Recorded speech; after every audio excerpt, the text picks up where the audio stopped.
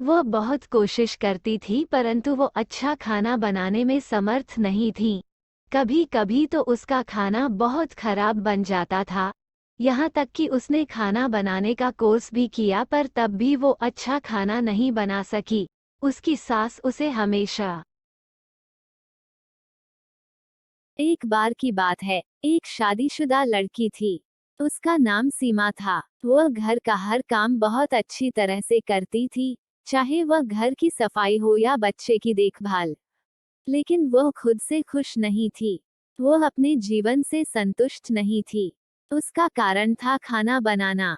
वह बहुत कोशिश करती थी परंतु वह अच्छा खाना बनाने में समर्थ नहीं थी। अगर कभी वो व्यंजन अच्छा बना भी लेती थी तो दोबारा बनाने पर वह उतना अच्छा नहीं बनता था।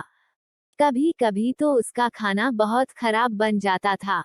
लेकिन जब वह स्वयं को बेहतर बनाने का प्रयास करती, तब भी स्वादिष्ट खाना नहीं बन पाता था और वह खाना बनाना छोड़ देती थी।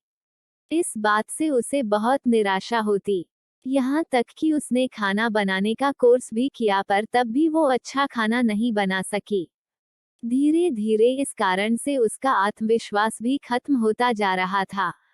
उसकी सास उसे हमेशा समर्थन देती थी। उन्होंने कभी भी उसे दोष देने की कोशिश नहीं की, लेकिन वो हमेशा उदास और असंतुष्ट रहती थी। अपनी बहू को परेशान देखकर उसकी सास उसे सारिणी अम्मा के पास लेकर गई। अम्मा ने उसकी बात को ध्यान से सुना और उसकी निराशा के कारण को समझा। उन्होंने कहा, बेटा, जीवन में कोई भी व्यक्ति पूर्ण नहीं होता है। हर किसी की अपनी अपनी सामर्थ्य और कमजोरियां होती है। तुम्हें खुद को वैसे ही स्वीकार करना चाहिए जैसी तुम हो।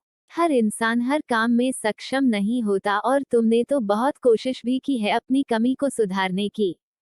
परंतु जब तुम किसी काम को करने का बहुत प्रयास करो और उसे अच्छे से न करो और इस वजह से तुम अपना आत्मविश्वास खोने लगो तो तुम्हें खुद की उस कमी को स्वीकार कर लेना चाहिए। अगर तुम अच्छा खाना नहीं बना सकती तो क्या हुआ?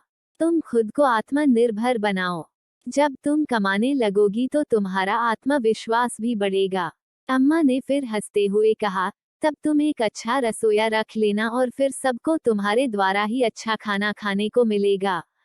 यह बात सुनकर सीमा और उसकी सास भी हंस पड़े।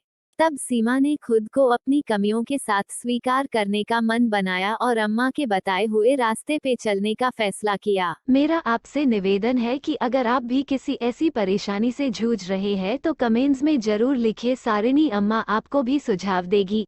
ये कहानी भी सत्य घटना से प्रेरित है। अगर कहानी पसंद आई हो तो शेयर और सब्सक्राइब जरूर करें।